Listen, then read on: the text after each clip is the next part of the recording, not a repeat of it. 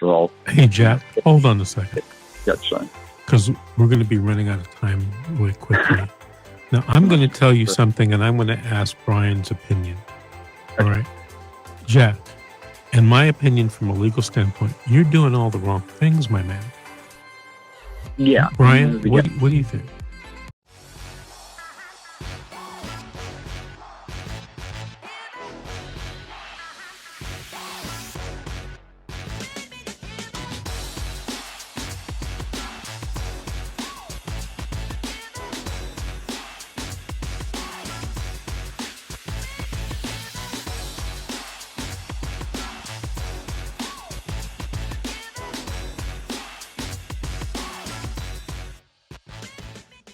Okay, this is The Secret, How to Fight CPS and Win. I'm attorney Vince Davis. I'm here with therapist Brian Hamilton. Brian, we're going to take another call here. Well, let's talk to Jack from California. Jack, did you have a story to tell or a question to ask? Oh, I have a story to tell. Go for it. Can you hear? Mm-hmm. Yeah. My children were taken illegally from us last October. And the DCFS agent came in, and the mother, what had started it all was, the mother was essentially a classic DV case, had been attacking me for years, and we had several calls that went in to 911 way back. I sort of mistakenly, and the big, what she would do is just go into a rage and start, attacking me. And what I would do is I was a wrestler growing up, so I subdued her. I just put her in sort of a hold until she would wrap, I don't know, just like a straight hold sort of from behind. And she would eventually calm down, and everything was fine. But a couple of times she got really bad. And initially I started calling 911 I called them 3 different times, and they came out and diffused the situation. And I figured that, she would catch on to sort of stop doing that. And the 4th time, and this is way back, this is, I'm sort of going back to how it all started. The 4th time that it happened, there was a sort of an emergency. We were going into, my one son he had some medical problems, and we were going into, surgery a few days later. So the same thing happened. I restrained her, but I let her go a little bit early, so she thought that she would preempt me and call 911. And of course, 911, the police came, and here I am, the mail and everything, and I just got taken in. I sort of took the fall for her, and so I went through all the classes, got out, and the DV charge, everything was dropped. Each situation was easily explained, but that was on my record, right? So this continued for a couple more years, and the kids were becoming affected by it, and she started hitting me with objects, and it just got sort of out of hand, and finally she struck me. I don't want to go into too much detail because I feel like I'm just afraid of my identity, I guess, or whatever, for whatever reason. But Sure. She attacked me pretty hard in a way that was like almost a lethal sort of situation. Scared me, and so I called the police. And one of my younger son, I have 2 kids. One is 4 and the other's 2, and the younger one was at home, the other one was in school, and the police came out, and because the kid was there, of course DCFS got involved.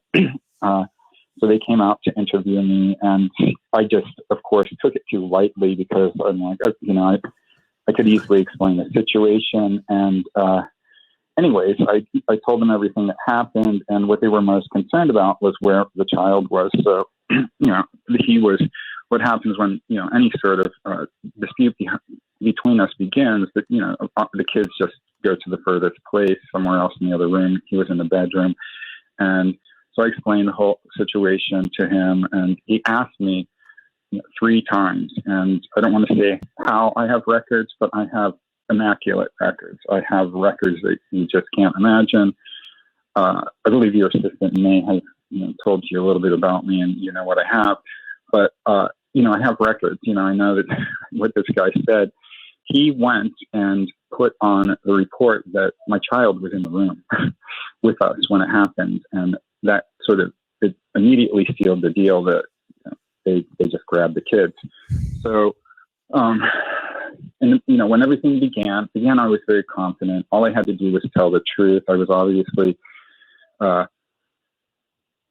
good guy in the situation. But what had taken place was when I went in for the DV charge, on her, I got a restraining order put against me that lasted for 3 years. So I was in this nightmare situation where I was staying at home for my kids to protect them, just to make sure that her violence was always towards me, right? But I was afraid that if I left, I just took off, which everybody was advising me I do, because at any moment, and she would do this, she wanted me out of the house, or she got really mad, she would just dial 911, and immediately I'm scrambling to get out the door, because of course they just come, no questions asked, I go straight to jail. So, I lived under this for, 2 years, the constant threat of that, all the time, I was being chased out of the house with a 911 call. She's, still herself. I'm living in an apartment where the neighbors are very close. We had several calls. The police came over to defuse the situation. They could immediately see what's going on. They never even checked, me with a restraining order, because it was very clear what was happening. They would diffuse it and then they would leave. But we then accumulated like many, many calls, right? So, DCFS, they have all of these records. They have this massive rap sheet. The fact that, they never even looked at the situation as far as how I got out of, that I was innocent or the fall guy in the first case. They just immediately pegged me as, I was also, I had my own charges. I was also, involved in a domestic thing. So I'm in this gray area where, it's hard for them.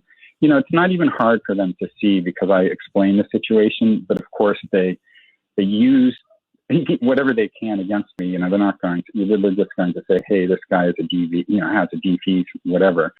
So I'm sort of in this murky area. And when the guys were taken in October, I let the mother slip the DV charge, just because, having gone through all the classes, I knew that it was going to destroy her life. So what I did was she called the detective, and she was saying like, oh, he's just trying to frame me. This is all. Hey, Jack, hold on a second. Yeah, sure. Because we're going to be running out of time really quickly. Now, I'm going to tell you something, and I'm going to ask Brian's opinion. All right. Jack, in my opinion, from a legal standpoint, you're doing all the wrong things, my man. Yeah. Brian, what do you think? Well, this is something that often comes up with victims of intimate partner violence, is that they take on the burden, of the abuser. They basically take responsibility for things that the abuser has done. They recognize that that certain things are going to, affect their lives, and they have empathy for them, and they try to make sure that like their kids still have a relationship with with the person, and so on and so forth. But again, as Vince was saying, that what happens is that makes it look like the abuser isn't engaging in the abusive behavior. And a lot of times, they're like, well, I don't want to file charges against them because it's going to hurt them. I don't want to make a police report because it's going to hurt them long term. And so basically just being aware that you are a victim here, and that this is affecting you, and this is affecting your children, and just being able to say, like, I want to make this stop. Hey, Jack, you know what? I want you to call me at my office tomorrow. Make an appointment to talk to me at the beginning of the week. 888-888-6582, 888-888-6582. I want to thank you for calling. Maybe you can call back in a few weeks and give us an update. And that is all for this evening. I want to thank you, Brian, for being here as a guest. Thank you, Elizabeth Jacobo. And we'll see you guys next week on the radio.